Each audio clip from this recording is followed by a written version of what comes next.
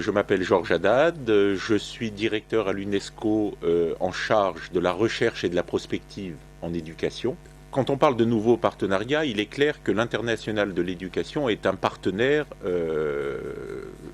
conforme aux missions de l'UNESCO et depuis de nombreuses années, voire des décennies, l'International de l'éducation est un acteur important et un contributeur important aux missions de l'UNESCO. Il y a une sorte de partenariat historique et naturel entre cette ONG fondamentale qui est l'International de l'éducation et l'UNESCO en tant qu'organisation des Nations Unies en charge de l'éducation, de la science et de la culture. Alors, auparavant, j'étais en charge de l'enseignement supérieur, je dirigeais la division de l'enseignement supérieur,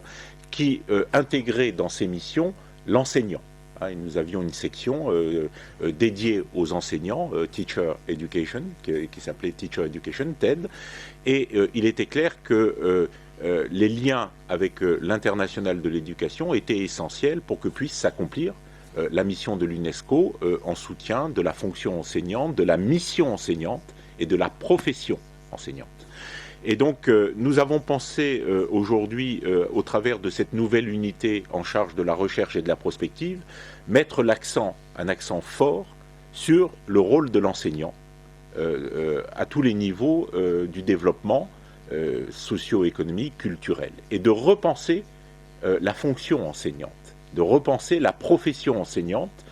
à la lumière, effectivement, des évolutions récentes et, comme je l'ai dit, des crises et des difficultés que rencontrent toutes les régions du monde aujourd'hui, crise idéologique, crise politique, crise économique, crise de tout ordre, multiples et variées, et de repenser le rôle fondamental de l'enseignant. On a souvent eu tendance à considérer que l'enseignant devait se limiter à une mission de service, c'est-à-dire transmettre les connaissances, évaluer les savoirs acquis, et limiter le rôle de l'enseignant à cette notion de service, à mon avis, est une erreur fondamentale, et je sais que l'International de l'éducation partage ce point de vue. Être un enseignant, c'est une mission fondamentale sur laquelle repose tout l'avenir d'une société, à tous les niveaux, et cela depuis des siècles, si je puis m'exprimer ainsi. Et donc il est important de remettre l'enseignant au cœur du projet éducatif. Alors souvent certains disent, mais avec les nouvelles technologies, les technologies de l'information et de la communication, les savoirs sont disponibles, chacun pourra avoir accès à ces savoirs, est-il besoin d'avoir des enseignants en nombre et en qualité pour assumer ces missions de transmission des savoirs, d'acquisition des savoirs et d'évaluation des savoirs? Eh bien, moi je dis que c'est encore plus urgent aujourd'hui de remettre l'enseignant, parce que ces savoirs disponibles au niveau des technologies de l'information et de la communication ne peuvent être acquis légitimement par ceux qui essayent de les acquérir que si les enseignants sont là pour les guider, pour les accompagner, tout particulièrement les jeunes, et dès la tendre enfance. Il est important aujourd'hui de former et de promouvoir la mission enseignante pour accompagner ces jeunes vers cet accès au savoir et cette acquisition de savoir pour que chacun puisse construire son parcours citoyen. Et puis ne l'oublions pas, le savoir n'est pas simplement un savoir individualisé, c'est aussi un savoir collectif. Il est important aussi de former des personnes, des hommes, des femmes, des citoyens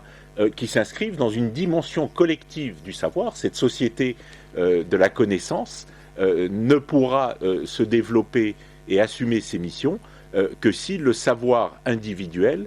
se conçoit aussi dans une dimension collective. Donc nous avons décidé en particulier à l'UNESCO de revisiter les grands rapports mondiaux que l'UNESCO a produits. En 1972, le rapport intitulé FOR, le rapport FOR, Apprendre à être, premier rapport mondial sur l'éducation, et qui met l'accent sur le rôle de l'enseignant, déjà, dans ce rapport mondial de l'UNESCO, donc le rapport Edgar Faure 1972, et bien entendu un rapport un peu plus récent qui est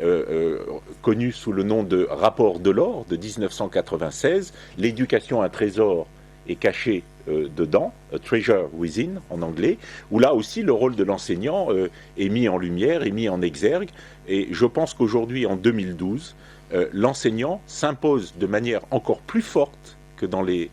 années précédentes et au siècle précédent, comme l'acteur fondamental du développement d'un système éducatif qui se veut de qualité et équitable, c'est-à-dire permettant à chacun d'accéder à la connaissance de la manière la plus conforme à ce qu'une société doit proposer à ses jeunes. Alors, repenser la mission enseignante, repenser la profession enseignante, repenser le contrat qui lie l'enseignant à la société. Donc voilà à mon sens, le cœur même de notre projet, repenser le contrat social de l'enseignant. Ce contrat qui le lie à la société et que la société doit respecter pour que l'enseignant puisse assumer ses missions. Et quand je parle d'enseignant, c'est dans la multiplicité du rôle de l'enseignant, de sa mission. Enseignant pour les enfants, là aussi, il faut former des enseignants qualifiés à ces enjeux qui sont importants. On le sait aujourd'hui, toutes les capacités cognitives se développent de manière absolument essentielle entre 3 et 10 ans. Vous savez, il y a une partie du cerveau qu'on appelle l'aire de Wernicke, et on le sait aujourd'hui de manière absolue, cette partie du cerveau qui est la partie où se développent les capacités cognitives se met en place entre 3 et 10 ans. Alors, est-ce à dire que cela est trop tard après? Non, bien sûr. Après, il y a tout l'apprentissage, le développement intellectuel, le développement critique, le développement cognitif ultérieur. Mais il est important de mettre l'accent justement sur la formation d'enseignants qualifiés dans cette période fondamentale de la vie de l'être humain, entre 3 et 10 ans. Ensuite, il faudra effectivement penser l'enseignant dans les prolongements, après 10 ans, c'est-à-dire après le primaire, disons de manière très rapide, l'enseignant du secondaire avec des capacités et des spécificités d'ordre disciplinaire, bien sûr. Ensuite, bien entendu, l'enseignant qui en charge de la formation technique et professionnelle, là aussi, des enseignants qualifiés au niveau de la formation au métier ou de la préparation au métier, et sans oublier les enseignants du supérieur, qui sont des enseignants au contact permanent, et ça c'est mon point de vue absolu, et je n'en démordrai pas, au contact permanent de la recherche. Un enseignant du supérieur doit en permanence être au contact de la recherche, être un chercheur lorsqu'il le peut et lorsque l'inspiration est au rendez-vous, mais en même temps être toujours au contact de l'avancée des savoirs pour faire que l'enseignement dit supérieur soit tout à fait performant dans les domaines des avancées de la connaissance. Et puis un deuxième, ou un troisième, ou un quatrième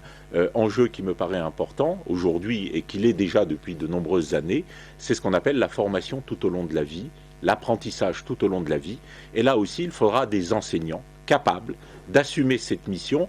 en direction d'adultes qui ont déjà une expérience professionnelle, mais qui doivent, pour des raisons évidentes, se reformer, construire un nouveau projet professionnel, un nouveau projet citoyen. Et là aussi, il faut comprendre que des enseignants à ce niveau-là doivent être aussi formés, encouragés. Donc, vous voyez, il y a une multiplicité de la mission enseignante, une diversité de la mission enseignante qui montre aujourd'hui combien le métier d'enseignant, la profession d'enseignante est essentielle à tous les niveaux, avec des variations, avec des modulations. Et je le répète, les technologies de l'information et de la communication sont utiles, elles sont nécessaires, elles sont indispensables, mais l'accompagnement doit garder un visage humain dans une relation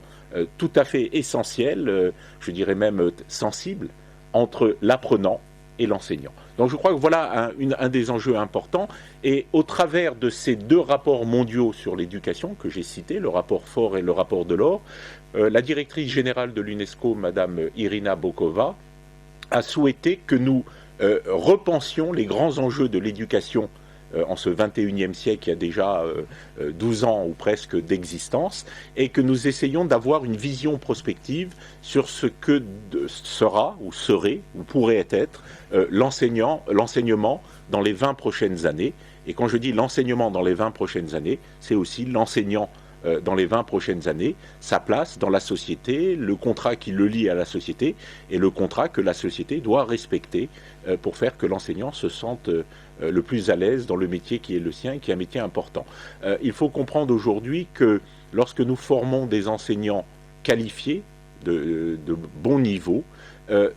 beaucoup d'entre eux, malheureusement, sentant que leur rôle social, leur statut social n'est pas suffisamment reconnu ou respecté, partent vers d'autres professions, ce qui est vraiment une perte essentielle à tous les niveaux, bien entendu au niveau sociologique, au niveau économique et au niveau culturel. Donc je crois qu'une société, et je le répète de manière récurrente et peut-être avec excessivité et emphase, une société qui ne respecte pas ses enseignants ne peut pas prétendre aimer ses enfants.